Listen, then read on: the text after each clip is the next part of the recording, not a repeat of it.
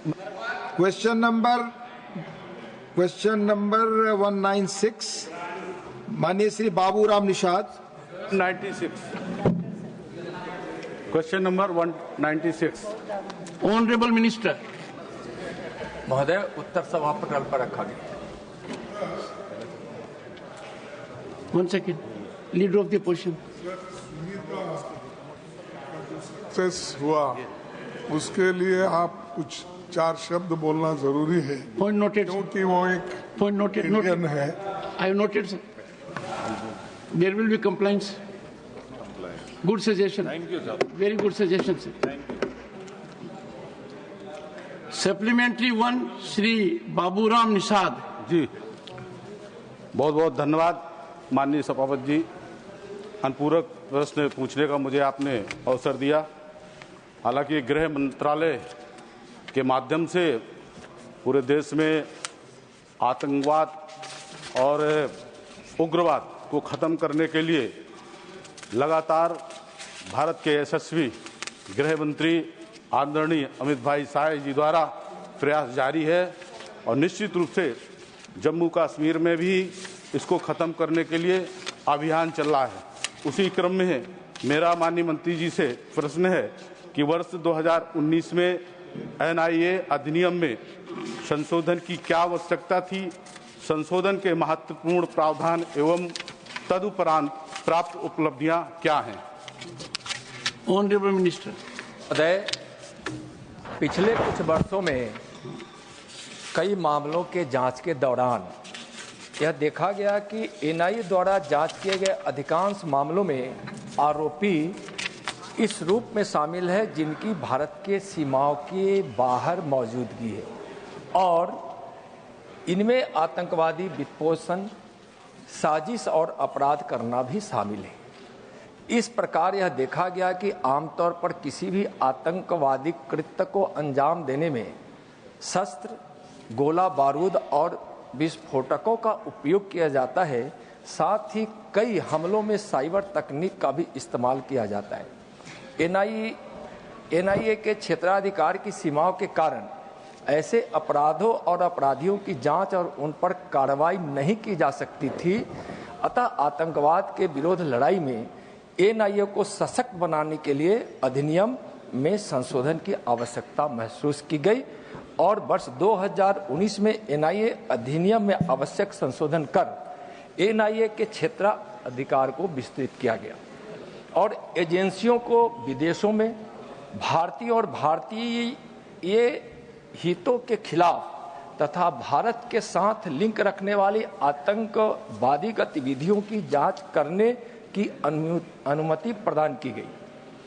महोदय, साथ ही NIA को मानव तस्करी, प्रतिबंधित हथियार के निर्माण या बिक्री, साइबर आतंकवाद से संबंधित अपराधों और विस्फोटक पदार्थ अधिनियम 1908 के तहत आने वाले अपराधों की जांच करने का भी अधिकार NIA को दिया गया। संशोधन उपरांत NIA अधिनियम 2008 की अनुसूची में विभिन्न अधिनियम अपराध शामिल किए गए। इनमें विस्फोटक पदार्थ अधिनियम 1908 का 6, भारतीय दंड संहिता के अध्याय 16 की धाराएं 370 और 370 का, आयुध अधिनियम 1959 के अध्याय 5 की धारा 25 की उपधारा 1 का, सूचना प्रौद्योगिकी अधिनियम 2000 के अध्याय 11 की धारा 66 शामिल है। NIA अधिनियम के संशोधन की उपरांत उपलब्धियों में के संबंध में माननीय सदस्य पूछे हैं, तो उपलब्धियां भी अनोखी है और काफ़ी सफलता प्राप्त हो रही है। 2019 में NIA अधिनियम के संशोधन के उपरांत NIA के क्षेत्राधिकार में जो वृद्धि हुई है, इससे एजेंसी वर्तमान में लंदन और ओटावा के उच्च आयोगों पर हमलों और सैन फ्रांसिस्को में वाणिज्य दूतावास सहित ऐसे 6 मामलों की जांच कर रही है जिनमें आतंकी घटनाओं को विदेशी धरती पर अंजाम दिए गए हैं। इसी प्रकार मानव तस्करी के 23, बम विस्फोट के 30, साइबर अपराध के 1 इत्यादि की भी जांच कर रही है, जिससे आतंकवाद पर नकेल कसने में काफी सहायता मिल रही है। महोदय, इसी क्रम में हाल में संयुक्त राज्य अमेरिका द्वारा अवैध प्रवासियों को निर्वासित किए जाने के उपरांत एनआईए ने कई डिपोर्टियों का साक्षात्कार किया। इसमें मिसलीडिंग संसाधनों का प्रयोग कर मानव तस्करी से संबंधित मामले सामने आए हैं। महोदय, जो एनआईए की उपलब्धियां है, अगर वहां से जो डिपोर्ट किए गए हैं उसमें जब महोदय इसमें शामिल एजेंटों और अन्य साजिशकर्ताओं के विरुद्ध एनआईए द्वारा मामला दर्ज करते हुए गहन जांच की जा रही है। Supplementary number 2, Shri Baburam Nishad. बहुत बहुत धन्यवाद माननीय सभापति जी, दूसरा अनुपूरक पूछने का मुझे अवसर दिया। मैं माननीय मंत्री जी से पूछना चाहता हूं कि भारत सरकार द्वारा आतंकवाद से लड़ने के लिए क्या क्या पहल की गई है। बहुत ही जनरल प्रश्न है। महोदय, मोदी सरकार की नीति आतंकवाद के खिलाफ जीरो टॉलरेंस की नीति है और उस पर तत्परता से काम हो रहा है। आतंकवाद का समूल नाश हो, सरकार इसके लिए कठोर से कठोर कार्रवाई कर रही है और आतंकवादी गतिविधियों में काफी कमी देखी गई है। महोदय, इसके लिए यानी आतंकवाद से लड़ने के लिए जो कदम उठाए गए हैं, कानूनी ढांचों को मजबूत किया गया है। मैं विस्तृत में नहीं जा रहा हूं, उसके हेड को मैं उसको पढ़ रहा हूं, शीर्षक को। खुफिया और सुरक्षा एजेंसियों के बीच समन्वय बढ़ाया गया है। पुलिस और केंद्रीय सशस्त्र पुलिस बलों का आधुनिकीकरण किया गया है। सीमा और तटीय सुरक्षा को सुदृढ़ किया गया है। मल्टी एजेंसी सेंटर को पुनर्गठित किया गया है, जो 24/7 आधार पर खुफिया जानकारी एकत्रित व साझा करने की क्षमता जिससे बढ़ी है। राज्यों में विशेष बलों का गठन किया गया है। राष्ट्रीय सुरक्षा बलों की तैनाती यानी सशस्त्र पुलिस बलों और राष्ट्रीय सुरक्षा गार्ड्स एनएसजी की तैनाती हुई है। महोदय, सरकार ने unlawful activities prevention act UAPA 1967 और prevention of money laundering act PMLA 2002 में संशोधन करके कानून व्यवस्था को सशक्त किया है। इसके फलस्वरूप वर्ष 2019 में उक्त अधिनियम में संशोधन कर 57 आतंकियों को व्यक्तिगत आतंकवादी भी घोषित किया गया है। अनलॉफुल एक्टिविटीज प्रिवेंशन एक्ट के अधीन भारत सरकार ने वर्ष 2014 के पश्चात यूएपीए के अधीन 9 संगठनों को आतंकवादी संगठन के रूप में डेजिग्नेट किया और अब तक कुल 23 संगठनों को अनलॉफुल एसोसिएशन के रूप में घोषित किया गया है।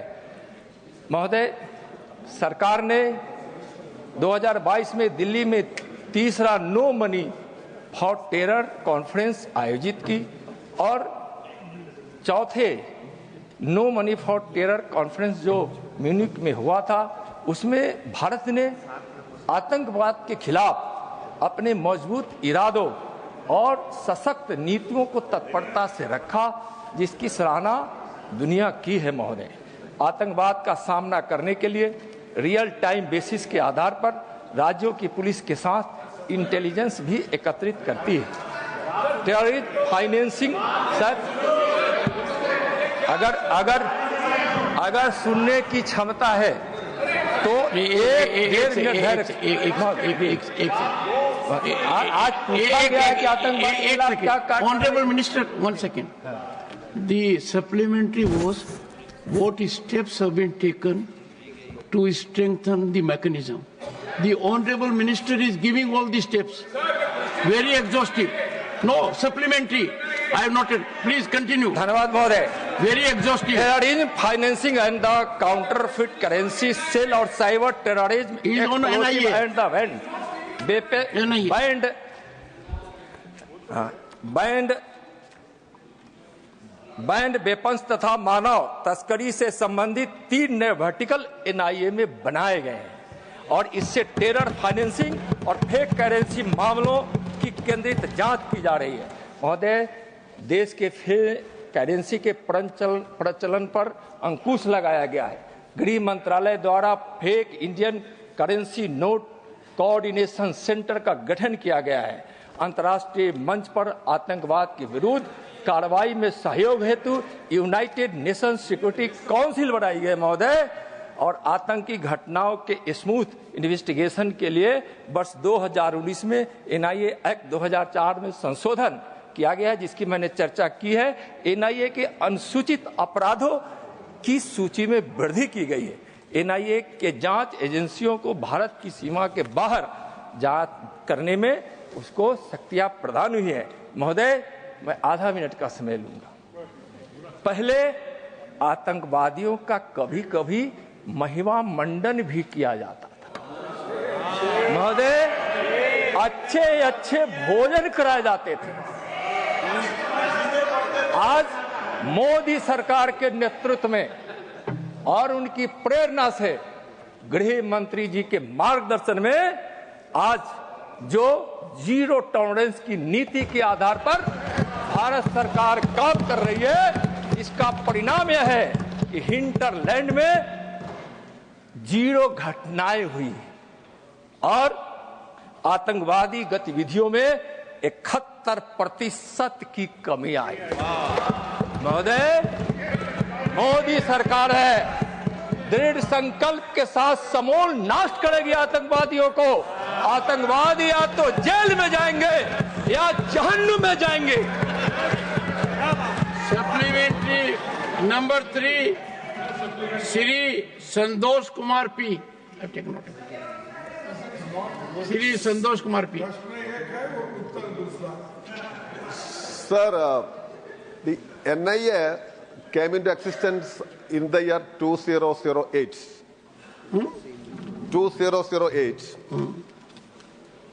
Before that, CBI and state agencies proved to have investigated that in an intelligent manner many sensitive cases like Parliament attack case, Ajmal case, Mumbai case. Now, there are a number of complaints against NIA. It has, let me complete. Even public prosecutors complained against the way it is functioning. A particular section is being targeted by it, mainly in the case of UAPA. Most of these UAPA cases are NIA. So the conviction rate is also very less. So in this regard, I would like to ask you, states are also having separate anti-terrorist codes. So how many states are having separate state codes? And would you like to repeal at least section 6 of the NIA Act? Honorable Minister. महोदय, सबसे पहले तो मैं इनकी बातों से सहमत बिल्कुल ही नहीं हूं कि एनआईए पे आरोप लगाए जा रहे हैं। आरोप लगाए भी जा रहे हैं तो मर्द गणंत है और ऐसे लोग हैं जिनको आतंकवादियों पर कठोर से कठोर कार्रवाई से कहीं न कहीं कुछ न कुछ तकलीफ हो रही है। और महोदय, यह सही है जो उन्होंने कहा कि 2009 से पहले एनआईए के गठन के पहले राज्य की एजेंसियां भी ऐसी घटनाओं की जांच करती थी। इसमें कहीं दो मत नहीं है। 2008 की घटनाओं का भी मुंबई पुलिस ने निश्चित रूप से इसको इन्वेस्टिगेट की थी, लेकिन जब जांच के क्रम में यह जो मैं पहले बताया उसको थोड़ा संक्षिप्त एक लाइन दोहराना चाहूंगा।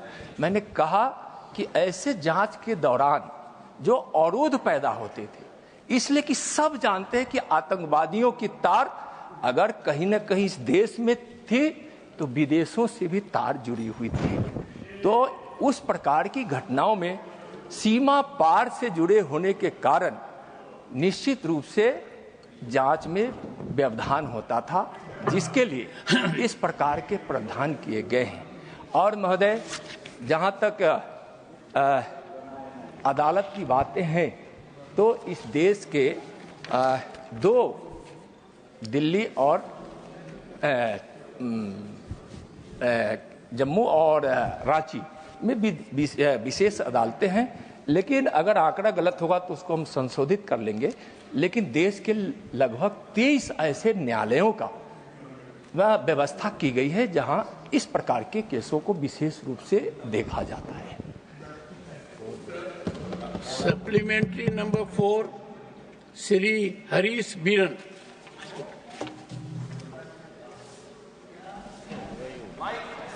Thank you, sir. Sir, in the minister's reply, as achievements of NIA, what he has said is that 4,232 accused have been arrested and only 625 convicted. This is the achievement which he has said in his reply. I want to ask the Honorable Minister, through you, sir, that how many of them are under trials and how many of them are convicts who are spending their time in jail, and how many years these people have spent in jail, and despite special NIA courts, why is it taking so much of time for the prosecution to conclude the case? Thank you, sir. Honorable Minister. महोदय, अब तक 157 मामलों में निर्णय लिया जा चुका है। अगर इसको हम प्रतिशत में देखें तो 95.544% की दोष सिद्धि दर है और टेरर फाइनेंसिंग मामलों में दोष सिद्धि का दर 100% है। तो महोदय, इसमें बहुत सारे हैं कि एनआईए कौन कौन से संबंधित अपराधों का। You may share the information with the honorable member. Yes, sir. और इसमें जी धन्यवाद। सप्लीमेंट्री 5, श्री दिग्विजय सिंह। बहुत बहुत धन्यवाद माननीय सभापति महोदय। माननीय वर्ष 2006 से लेकर 2011 के बीच में अनेक बम विस्फोट देश में हुए। विशेषकर मालेगांव में 2 बार ब्लास्ट हुए, समझौता एक्सप्रेस में ब्लास्ट हुआ, अजमेर दरगाह शरीफ में ब्लास्ट हुआ, हैदराबाद मक्का मस्जिद में ब्लास्ट हुआ, मोडासा का ब्लास्ट हुआ। माननीय मंत्री जी ने बताया है कि उन्होंने नए संदर्भों में एनआईए एक्ट में संशोधन भी किया है। मैं जानना चाहता हूं माननीय मंत्री जी से, जो मैंने उल्लेख किए हैं ब्लास्ट के, बम विस्फोट के, उनमें से कितने प्रकरणों में प्रकरण वापस लिए गए, उनमें कितना कन्विक्शन हुआ, और 2 व्यक्ति मोडासा बम ब्लास्ट में संदीप डांगे और रामजी कलंगसरा, जिन पर 10-10 लाख का इनाम था, उनकी गिरफ्तारी आज तक नहीं हो पाई है। तो नए एक्ट में विदेशों में भी अगर है तो उनकी गिरफ्तारी कब तक हो जाएगी? धन्यवाद। तो जिन घटनाओं का उल्लेख हमारे माननीय इतने वरिष्ठ सदस्य बताए हैं, तो यह घटनाएं का काल भी जानने की इन घटनाओं का काल वर्ष भी बताना जरूरी है, और वह कालखंड किनका है और किनके शासन काल में। मैं आगे भी आ रहा हूं, आप बताएं तो घटना का कालखंड तो जानना जरूरी है। इसलिए मैं पहले ही कहा हूं कि इस प्रकार के हिंटरलैंड में घटनाओं में जीरो है, मैंने जीरो घटनाएं, पहले जो घटनाएं घटी है वह भी दुर्भाग्यपूर्ण था, लेकिन उस पर कार्रवाई तत्परता से की जा रही है। अगर किसी एक पार्टिकुलर केस के किसी दोषी के संबंध में माननीय जानना चाहते हैं तो मैं उनको निश्चित रूप से बता दूंगा कि उसकी स्थिति क्या है। नहीं, माननीय दिग्विजय सिंह जी, एक सेकंड। माननीय दिग्विजय सिंह जी, आप बहुत वरिष्ठ हैं, आपने कुछ जानकारी मांगी है, और चूंकि प्रश्न के रूप को देखते हुए वो बारीकी जानकारी फिलहाल न भी हो, तो माननीय मंत्री जी ने कहा है कि वो जानकारी आपको दे देंगे। और अक्षरशः है जो आप बोले हैं, मंत्री जी ने इतना एग्जॉस्टिव जवाब दिया है, आपका रिप्लाई भी उतना आ जाएगा। Question number 197, Shri R. Girirajan. Honorable Minister. महोदय उत्तर सभा पटल पर रखा है. Supplementary one, Shri R. Girirajan. Thank you very much. Thank you, Honorable Chairman, sir.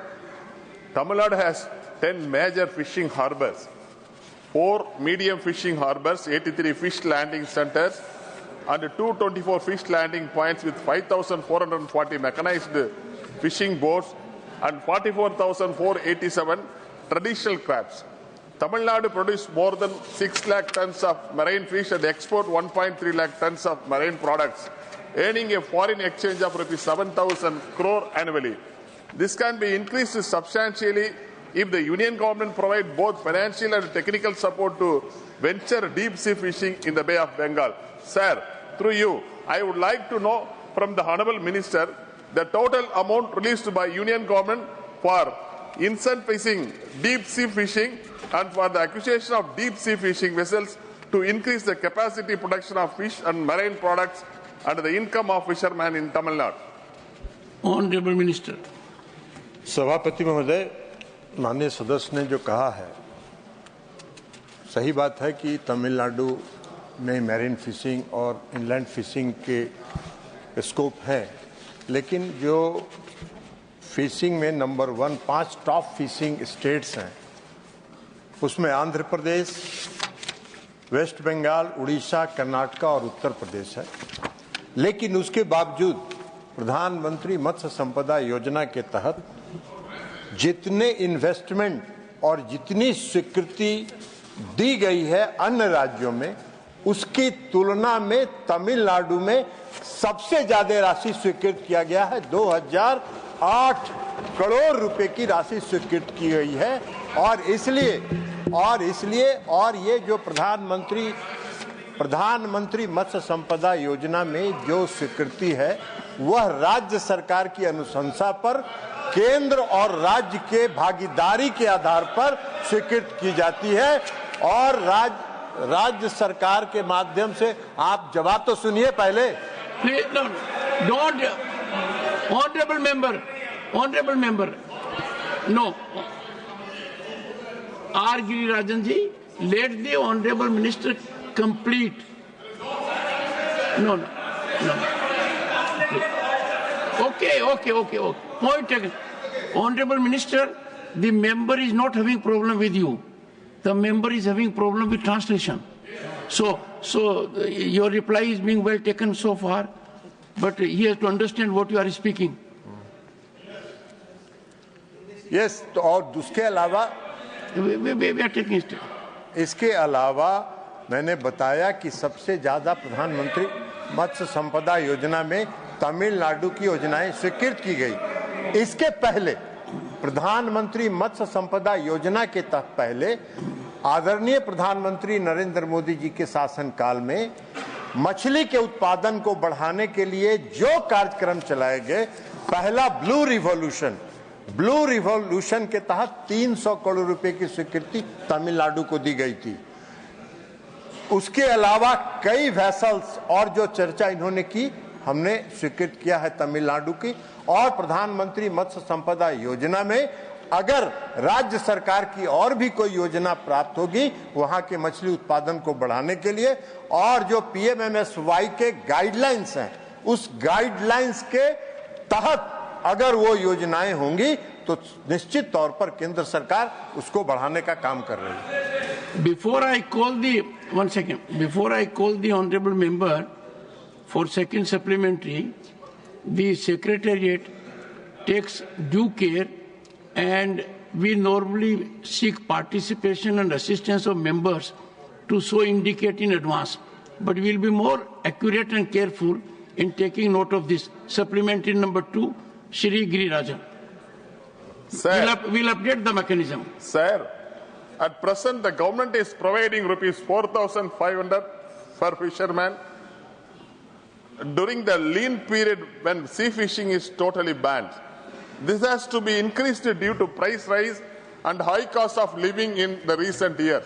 Sir, whether the union government give any assurance to fishermen in the country to increase the financial support from the 4,500 to 9,000 during the lean period and increase the insurance cover to rupees 10 lakhs for fishermen in case of any accidents and loss of life?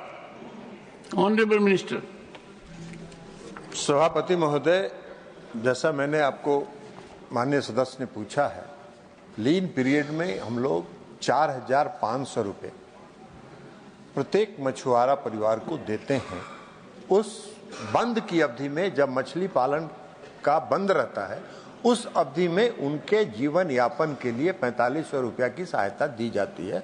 वह सिर्फ केंद्र सरकार की का राशि नहीं है, उसमें 1500 रुपये राज्य सरकार का होता है, 1500 रुपये केंद्र सरकार देती है और 1500 रुपया उस मछुआरे परिवार का कंट्रीब्यूशन होता है और तीनों को मिला के 4500 रुपये उनको दिया जाता है।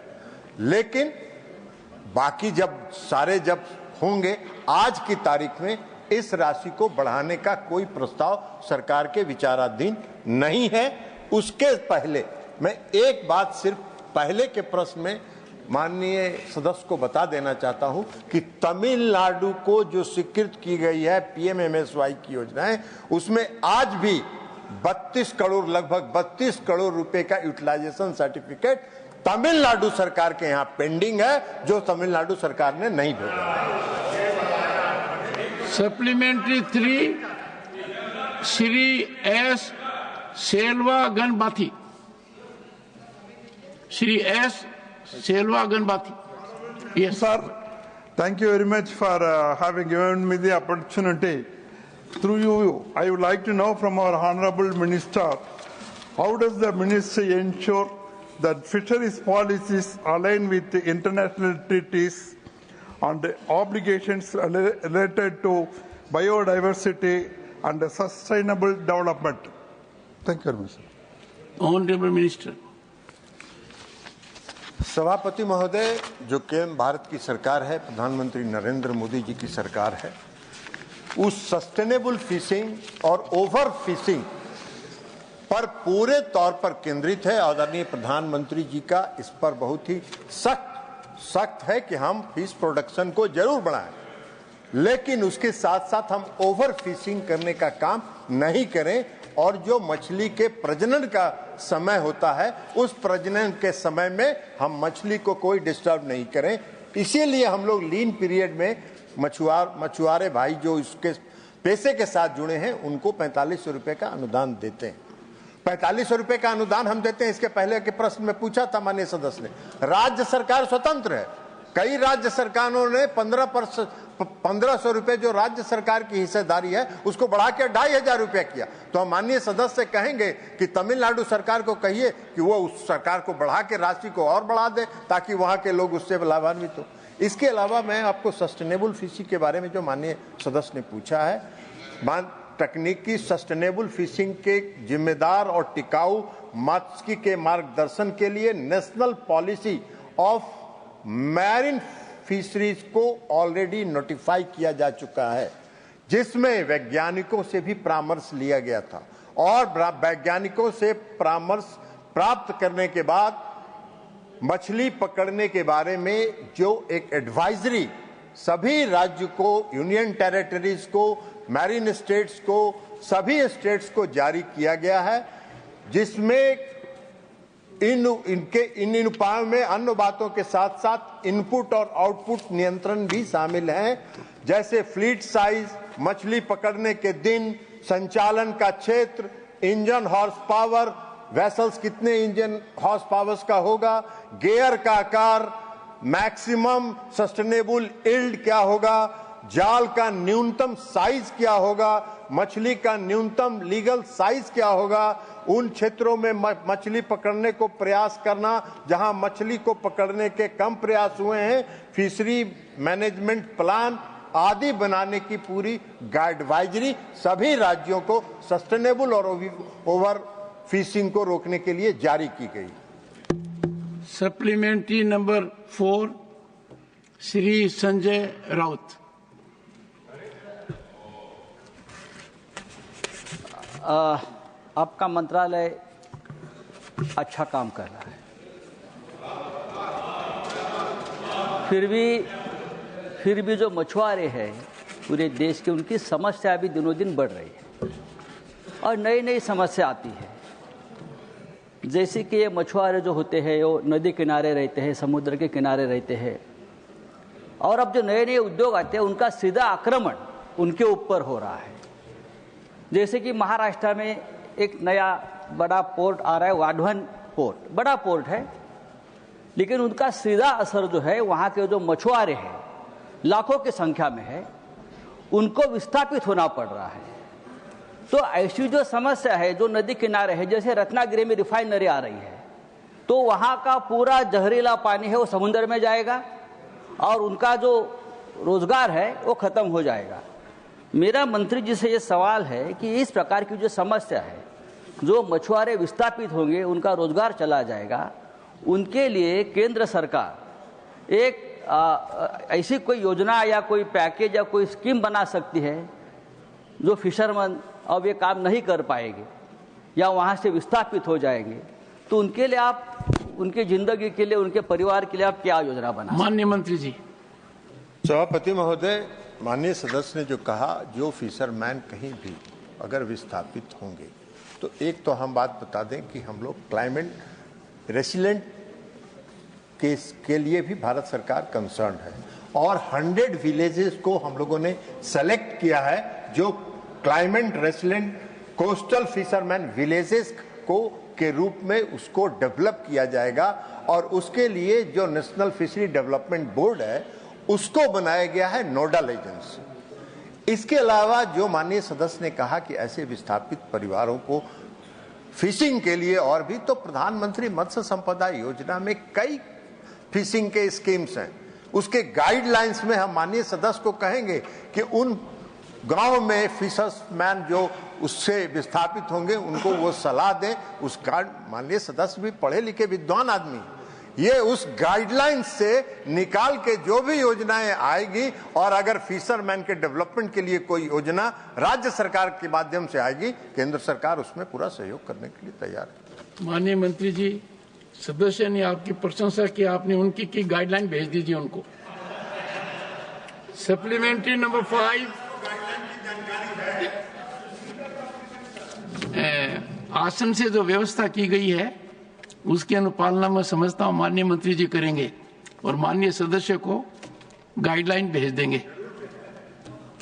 सप्लीमेंट्री 5, श्री संजय कुमार झा।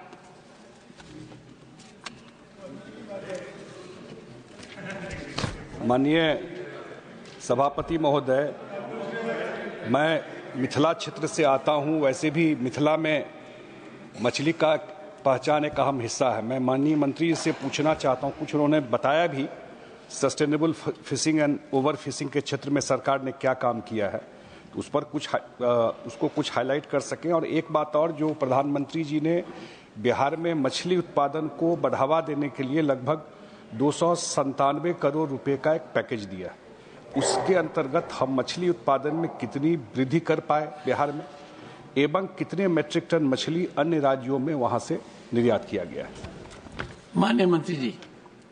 सभापति महोदय, माननीय सदस्य मिथिला से आते हैं और मिथिला का कहावत है कि मिथिला का माछ और मखान, ये दो चीज मिथिला का बहुत विख्यात है। और जो मछली का उत्पादन है बिहार में, जो मछली का उत्पादन है उसको, उसके लिए जो मिथिला का इलाका है वो सबसे ज़्यादा मछली के उत्पादन में, इनलैंड फिशिंग में सबसे ज़्यादा कंट्रीब्यूट करता है। 2005 के पहले बिहार में जो फिश का कंजम्पशन था वो इंडिजिनस बिहार के फिश का 10% था और आज की तारीख में फिश प्रोडक्शन बढ़ के 90% जो बिहार के अंदर कंजम्पशन है वो इंडिजिनस बिहार के मछलियों का है। इसके अतिरिक्त बिहार से कुछ लोकल कोई एक्सपोर्ट का कोई डाटा हम लोग कोई इंटरनेशनल लेवल पर नहीं करते हैं, लेकिन जो बिहार के फिशरमैन हैं वो अपने मछली के उत्पाद को अगल बगल के राज्यों में ले जाके बेचते हैं और वहां इस कारण से उड़ीसा है, कुछ बंगाल के इलाके हैं, जो बिहार के सटे हुए इलाके हैं, वहां मछली दूसरे राज्यों में भी आज बिहार के मछली जाके बिक रहे हैं। लेकिन बिहार सरकार ने मछली के उत्पादन के लिए कई काम किए हैं। प्रति महीने आपको सभापति महोदय मैं बताना चाहूंगा, प्रति महीने किसी न किसी जिले से 25 किसानों को, फिश फार्मर्स को ट्रेनिंग के लिए हर महीने आज की तारीख में भी भेजा जाता है और ट्रेंड होके वो आते हैं और जो नई टेक्नोलॉजी है उसके आधार पर फिशरीज को बढ़ावा देते हैं। Question number 198 Shri Ajit Kumar Bhuyan. Honourable minister. Supplementary number 1 Shri Ajit Kumar Bhuyan. Thank you, Chairman sir. My first supplementary is, what are the impediments for which four-lane national highway is not yet completed up to Dibrugarh or onwards? And whether there are laxities on the part of the state government in the matter of cooperation with the Ministry of Road Transport and Highways or regarding any choice or recommendation in selection of contractor by the state government? Honorable Minister. Honorable Speaker, sir, the total length of this highway is 289 kilometers. The project cost is 13.204 crore. Length completed 189 kilometers, and total packages involved 8. The four laning is completed in 3 packages. Jaklabanda to Numaligarh, Kaziranga elevated, 6,000 crore that cost, 50 kilometer road and 4 lane, and 35 kilometers elevated road. This only for this package. The pending is now we are waiting for appraisal by PIB. The Reno, Tiger, Elephant corridors are there. The Jorat, Bogeybill, 4 laning in progress, and November 25 we are going to complete it. Sir, I have to tell you there are some problems. We are transparent, and the contract given to the concerning contractors. There are some problems related with the land acquisition, some problem related with the environment and forest clearances, and in some of the cases there was delay from the contractor. But now, this Jukhalbanda to Numaligarh, 80.67 kilometers costing 7,000 crore, we are only pending for approval from the PIB. But the Numaligarh to Jorat, 100% completed, that is 1,700 crore. Dergaon town, the 10.60 kilometers, 100% completed. Jorat to Jhansi, that is 38 kilometers, costing 1,600 crore, 93% completed. And before 31st March, we will complete this project. Jhansi to Dimau, package 1, package 2, package 3, and package 4, 44 kilometers, costing 1,800 crore.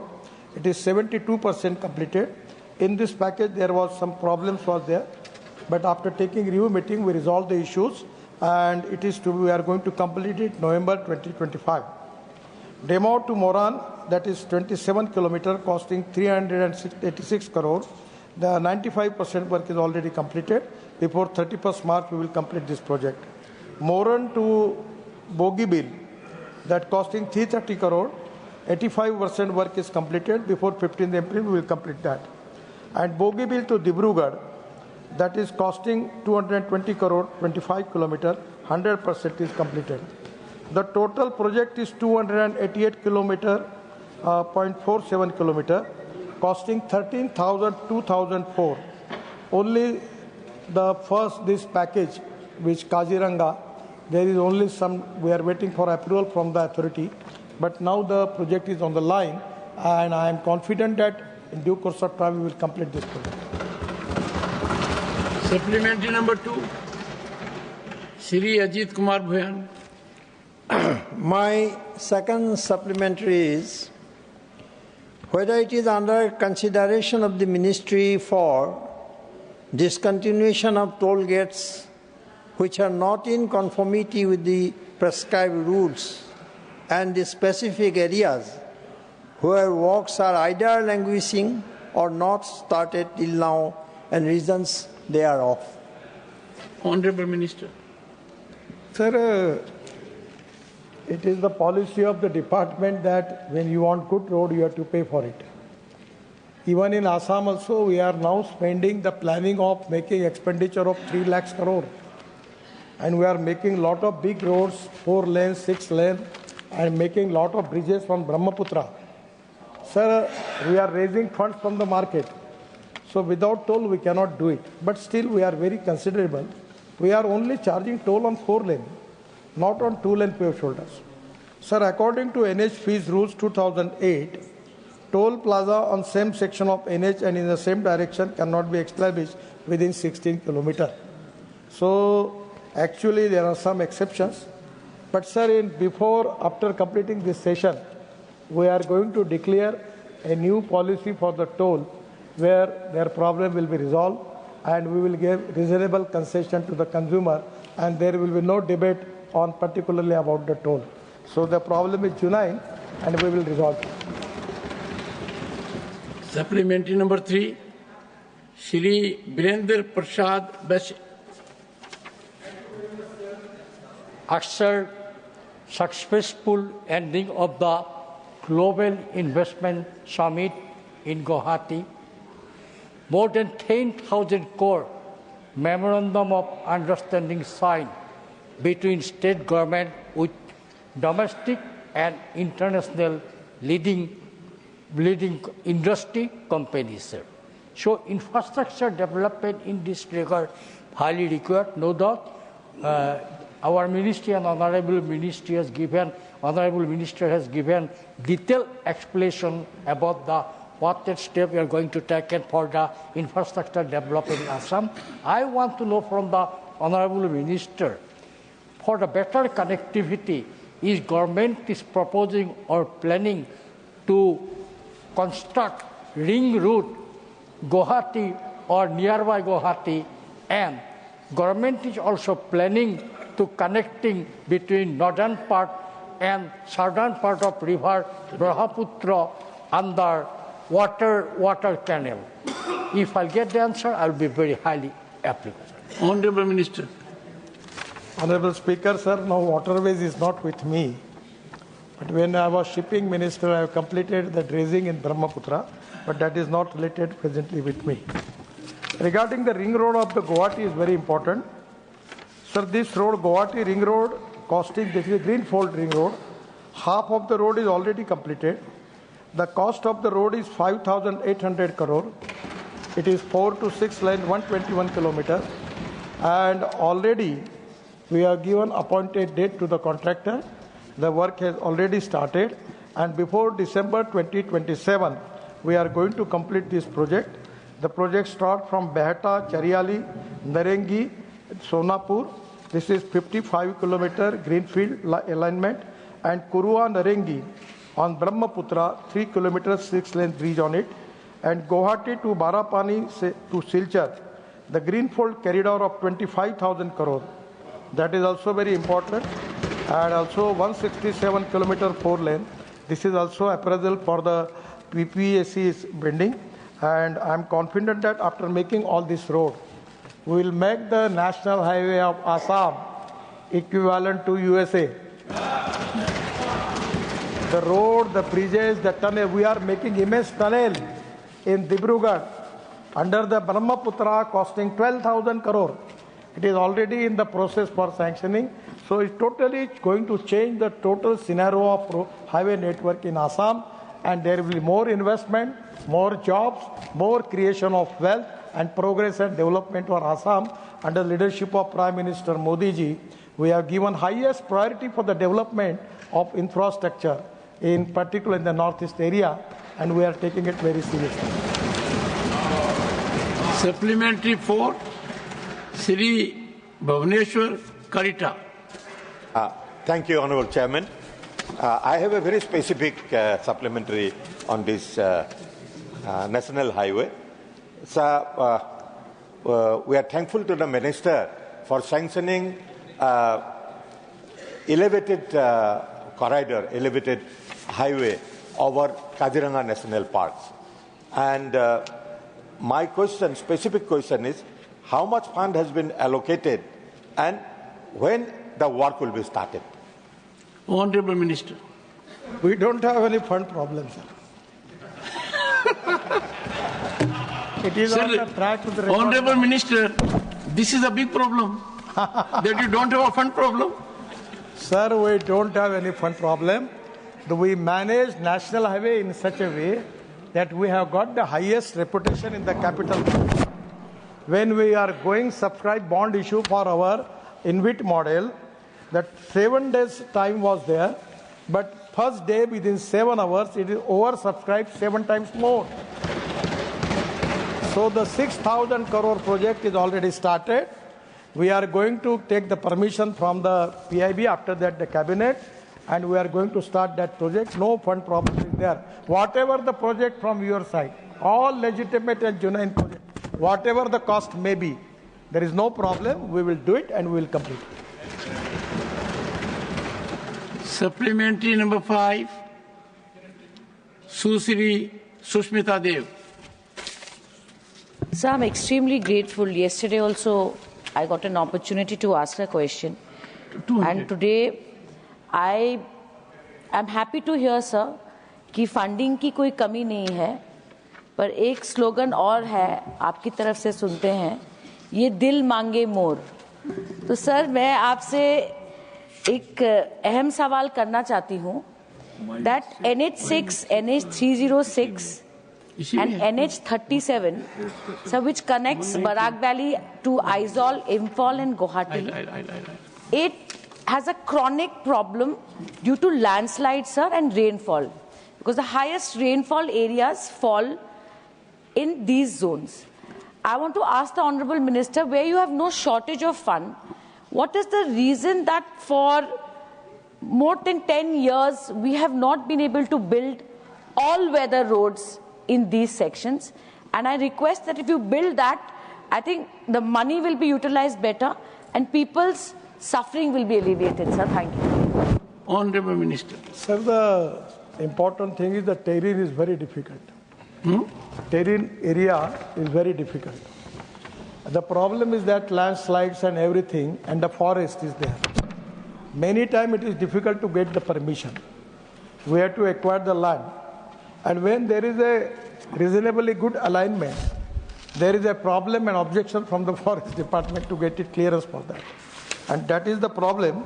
Sir, I will request you, there are 7 locations we have already identified.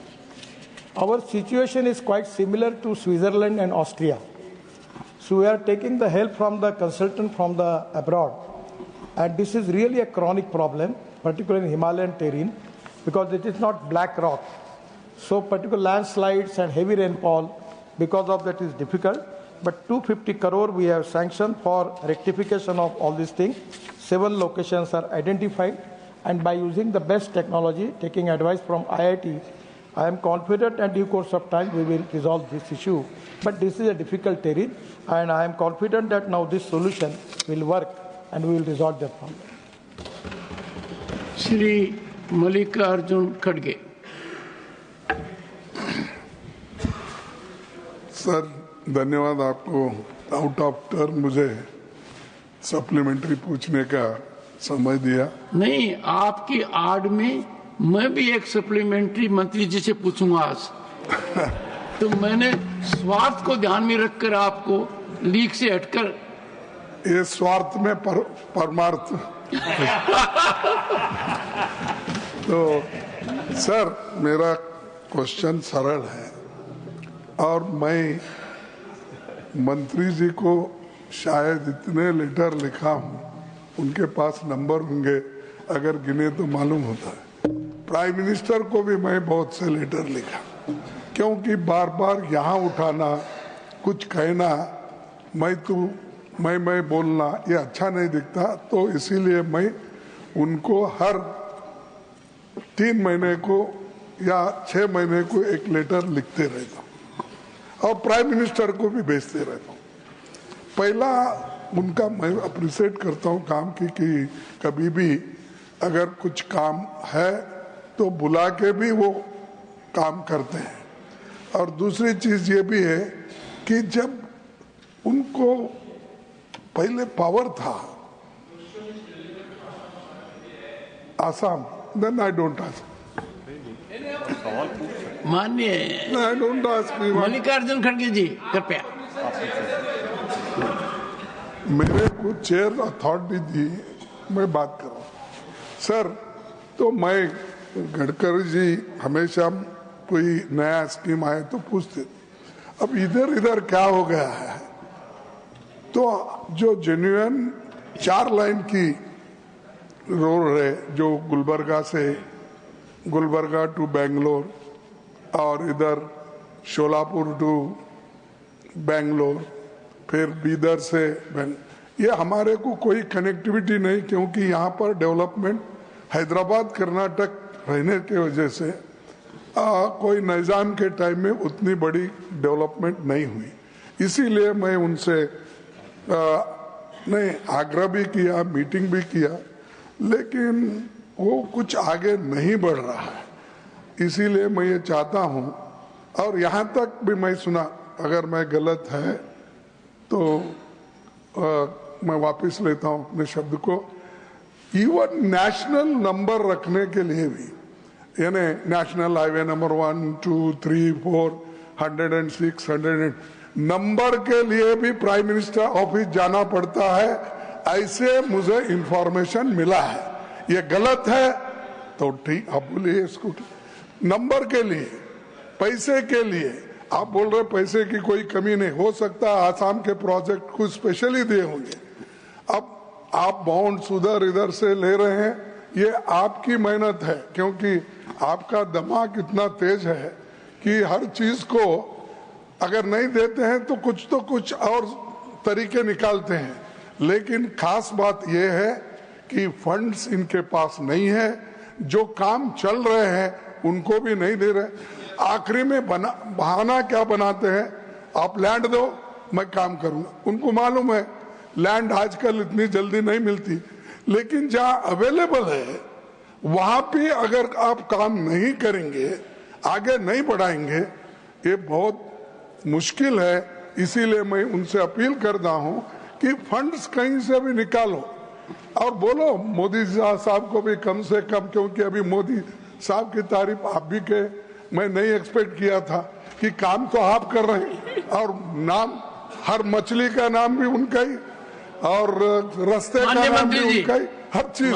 तो इसीलिए मैं चाहता हूँ कम से कम आप funds करके ये जितने भी हमारे काम है इसको कंप्लीट करने का।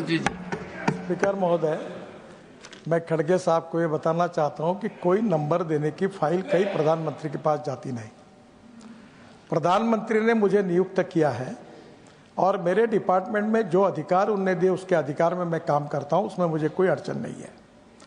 दूसरी बात, मैं नम्रतापूर्वक खड़गे साहब को बताना चाहता हूँ, केवल उनके कर्नाटक स्टेट में, जब से कर्नाटक स्टेट बना हुआ है उसके बाद में जितना कुछ काम हुआ है, 2014 में हमारी सरकार आने के बाद 10 साल में हमने जितना काम किया है उससे कई गुना ज़्यादा काम हमने किया है। प्रॉब्लम यह है कि एक बार आप मुझे बुला लीजिए, आप स्पेसिफिक बताइए रोड का नाम। हम चेन्नई से लेकर पहली बार दिल्ली से मुंबई एक्सप्रेस हाईवे चेन्नई को लेकर, चेन्नई से नया हाईवे बन रहा है जिसका काम शुरू हो गया, चेन्नई से अपना सूरत से नासिक, नासिक से अहमदनगर, अहमदनगर से सोलापुर, सोलापुर से कर्नूल, और कर्नूल से चेन्नई, बेंगलोर, मैसूर, हैदराबाद, कोचीन, त्रिवेंद्रम, कन्याकुमारी। 340 किलोमीटर डिस्टेंस कम हो रहा है। और आपका जो क्षेत्र है वही बिल्कुल आपको मैं बताना चाहता हूं कि जो क्षेत्र है वो भी उसको कनेक्ट हो रहा है, उसके काम शुरू है। सोलापुर से, बीदर से लेकर बेंगलोर तक, हैदराबाद तक की जो कनेक्टिविटी है, आप मुझे बुला लीजिए, पहले एजेंडा भेज दीजिए, आपके सब जितने प्रोजेक्ट है उतने काम चालू है। हाँ, एक बात जरूर है, मेरे को पॉलिटिकली मत लीजिए, मैक्सिमम प्रॉब्लम कर्नाटका में लैंड एक्विजिशन और एनवायरमेंट क्लियरेंस के फंसे हुए हैं।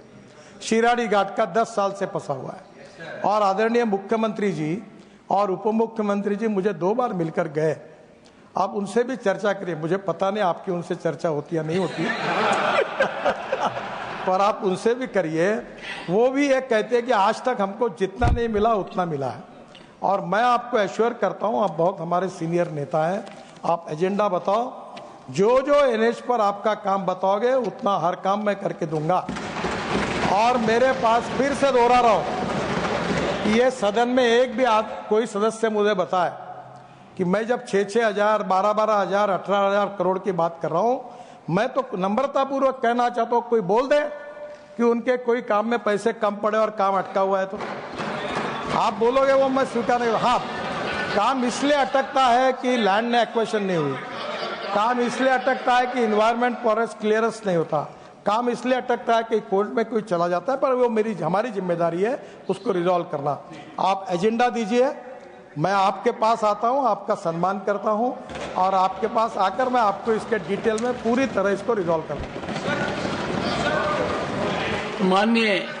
माननीय मंत्री जी, अब चेयर की सप्लीमेंट्री।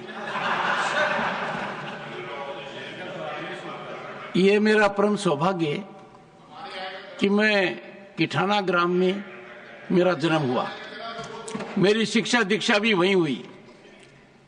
बड़ी ख्वाहिश है और बात भी जायज है, गडकरी जी की नजर वहां पड़नी चाहिए और वो एक राष्ट्रीय मार्ग पर आना चाहिए।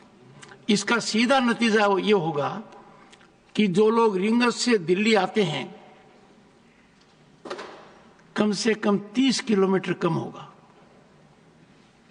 इसकी जानकारी आपके दफ्तर को देंगे, आपकी इनायत भी हो तो सब ठीक हो जाएगा।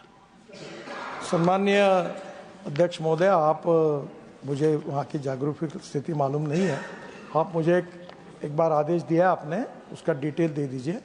और निश्चित रूप से वैसे आई एम ओनली ऑथोराइज कि मैं नेशनल हाईवे पे ही पैसा खर्चा कर सकता हूँ, पर आपका जो रोड कह रहे हो उसको हम नेशनल हाईवे बनाकर वे आउट निकालेंगे और मैं जरूर।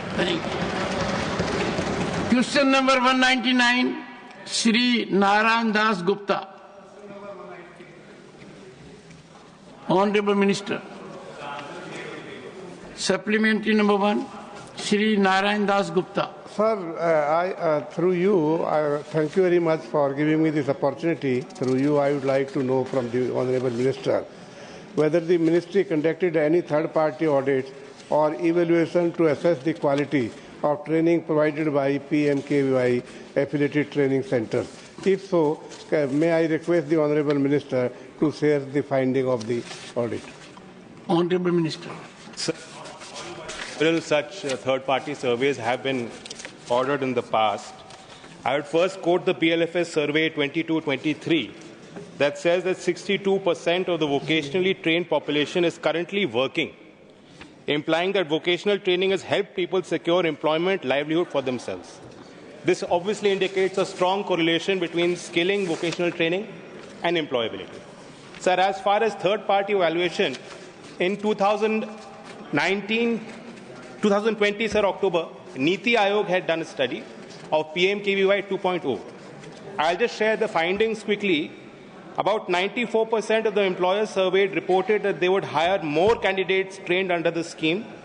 52% of the candidates that were placed in full-time, part-time employment received higher salary or felt that they will get higher salary compared to their peers who have no certification. Sir, the second such survey was conducted by Indian Institute of Public Administration in 2020, and I have the findings here, sir. The maximum percentage of beneficiaries, which was 70.5%, received placement in their desired skills sector. And the astounding impact of the skilling was that 118.2% change in the monthly wages of the beneficiary. Sir, a third impact evaluation study of Sambodhi and IPE Global in 2020, the findings here are that 76% candidates acknowledged that their chances of getting another employment to be good or very good. And as far as recognition of prior learning, 75% of PMKVY certified employed candidates agreed or strongly agreed that the training has helped them be more prepared for their current employment. Apart from this, sir, National Council of Applied Economic Research has been engaged by the Ministry for conducting impact assessment of PMKVY 4, which is the current phase. Our ministry has onboarded KPMG for conducting a data-driven analytics for the National Apprenticeship Promotion Scheme. And lastly, sir, Quest Alliance is also working to develop a framework for grading ITIs. The House stands adjourned to meet at 2 p.m.